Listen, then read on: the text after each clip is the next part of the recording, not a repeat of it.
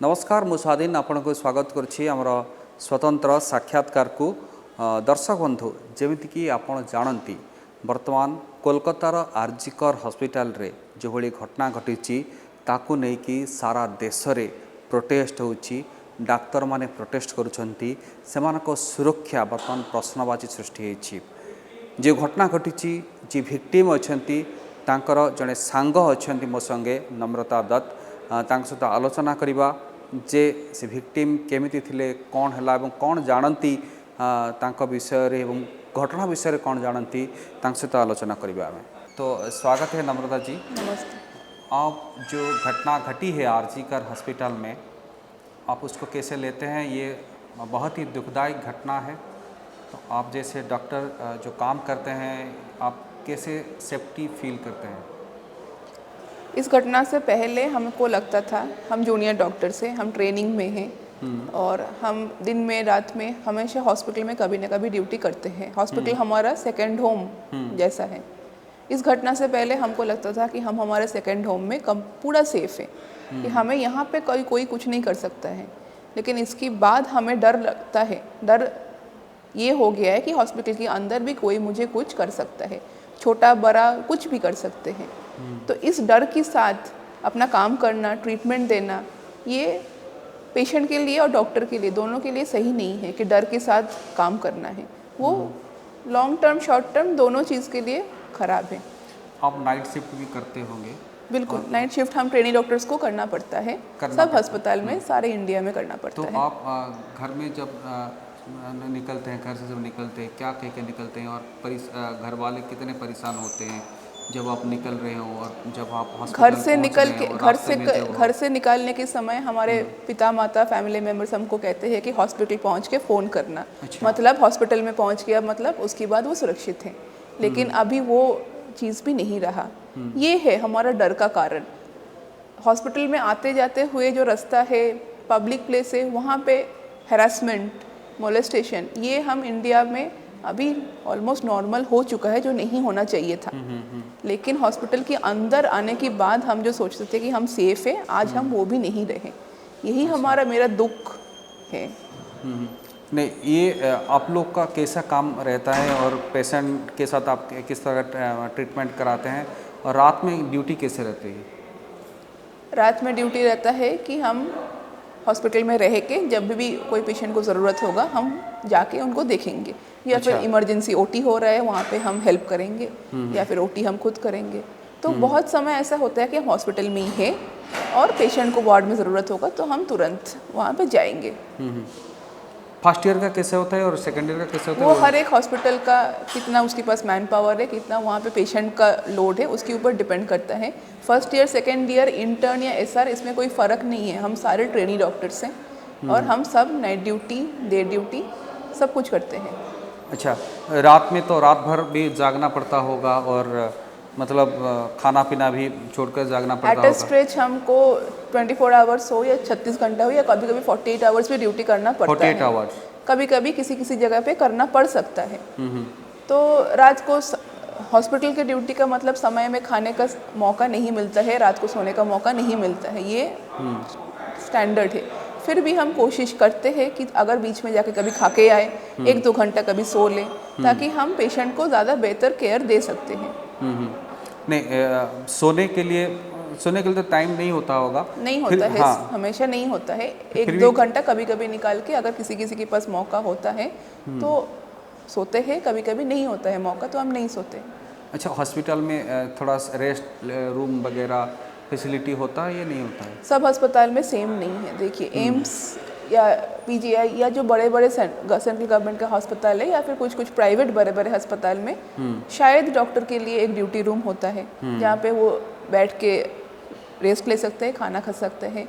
बहुत सारे state medical colleges में सारे इंडिया में ऐसे रूम्स का सुविधा नहीं है।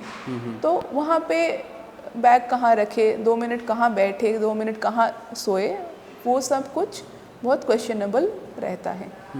आप कोलकाता में भी काम किए हैं शायद? वेस्ट बंगाल में मैंने काम किया है। बिल्कुल, हाँ। तो वहाँ के कैसे रहता है नाइट ड्यूटी वगैरह और क्या वहाँ रहता पे भी देखिए नाइट ड्यूटी का मतलब है किसी किसी अस्पताल में कंटिन्यूअस 24 आवर्स होता है, किसी में 36 घंटा होता है, यहीं पे 12 घंटा होता है। जहाँ पे भी हम काम करते हैं, स्टेट गवर्नमेंट मेडिकल कॉलेज, ये सिर्फ वेस्ट बंगाल की बात नहीं कर रही हूँ, सारे स्टेट्स की बात कर रहे हैं। स्टेट गवर्नमेंट मेडिकल कॉलेज में फैसिलिटीज़ डॉक्टर्स के लिए थोड़ा कम है देन सेंट्रल गवर्नमेंट का जो भी हॉस्पिटल्स हैं। कभी कभी पेशेंट लोग भी उसका अटेंडेंट वगैरह भी वायलेंट हो जाते होंगे और उल्टा सीधा भी बोल देते हैं और मतलब हाथापाई भी हो जाता है, तो इस प्रकार सिचुएशन को आप कैसे हैंडल करते हैं? पहली बात तो ये है कि पेशेंट अटेंडेंट वायलेंट हो जाते हैं या कभी कभी पेशेंट भी वायलेंट हो जाते हैं। उस सिचुएशन को हमें सिक्योरिटी की ज़रूरत तो है, लेकिन हम कोशिश करते हैं उनको समझाने का कि ये जो सिचुएशन जिस कारण से वो लोग वायलेंट हो रहे हैं इसमें हमारी गलती नहीं है शायद। कभी कभी वो समझाने का सिचुएशन नहीं रहता है। उस कंडीशन में हमको अपने आप को बचाना अपने ऊपर निर्धारित है।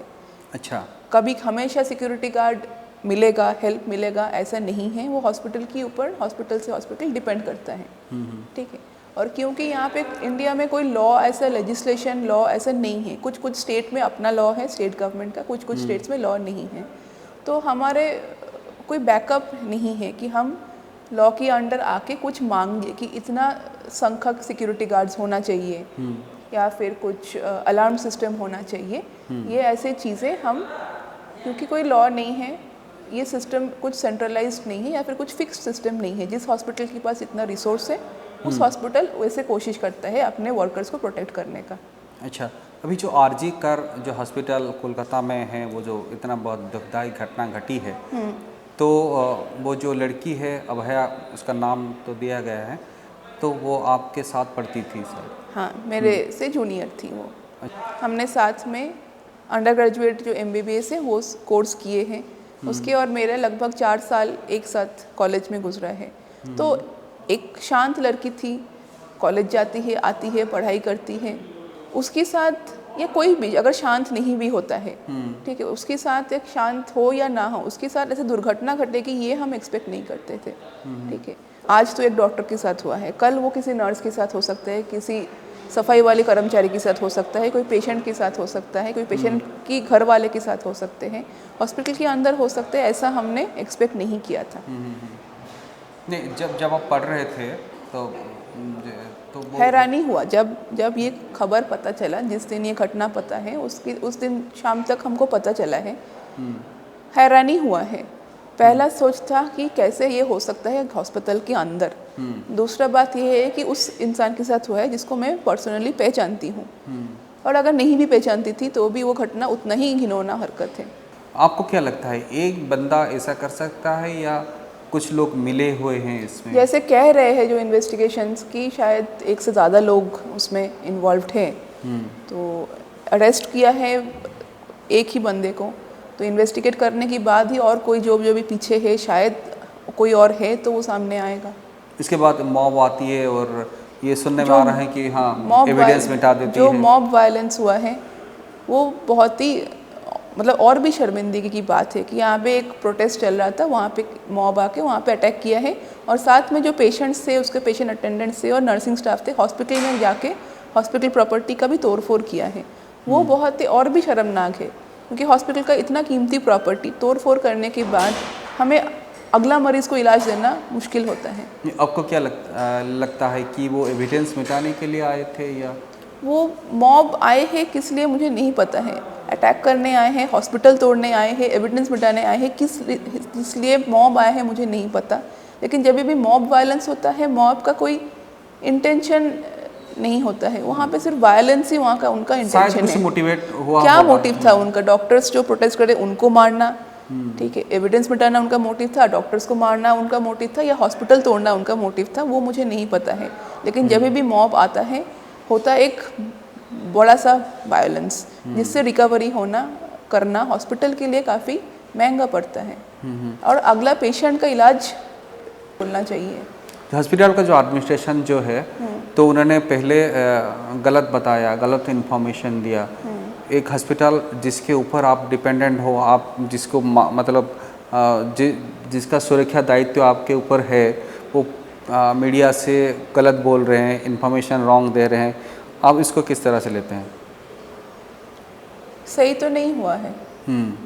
बस इतना ही कह सकते हैं कि जो घटना हुआ है वो दुख की बात है और उस घटना को हैंडल करने का तरीका छुपाने के बाद तरीका सही नहीं किया है। इस तरीके से उसको हैंडल शायद नहीं करना चाहिए था। छुपाने की कोशिश भी किया गया है, मतलब सुनने में आ रहा है। हाँ, ये भी सुनने में आ रहा है, जो भी सुनने में आ रहा है, जो भी सुनने में आ रहा है वो हमेशा सच नहीं होता है, ये भी एक बात है। ठीक है, जिन्होंने भी बोला है उन्होंने किस इंटेंशन से बोला है और हम उसको किस इंटेंशन से ले रहे हैं वो भी एक अलग बात है।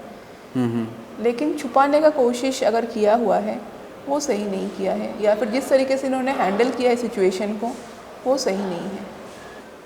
जमीक नम्रता कहूले जो कथा कहूले जे हॉस्पिटल पहुँचले मध्य घरे एक प्रकार भय लगी रही। झील हॉस्पिटल रे पहुँची गला, आगे बापा माँ भावुले भय सबू पड़ेगा, किंतु अभी हॉस्पिटल रे आसिले मध्य पेरेंट्स भावुंट मो झील सुरक्षित अच्छी तो सेठी ताकू सुरक्षा मिलूची तो, कारण आरजीकर हॉस्पिटल रे जो भली घटना घटी ताकू नहीं कि कौन सी बापा माँ वर्तमान झील को हॉस्पिटल को छाड़ापी हुए तो आ सुरक्षा मणुना। साक्षात्कार नमस्कार।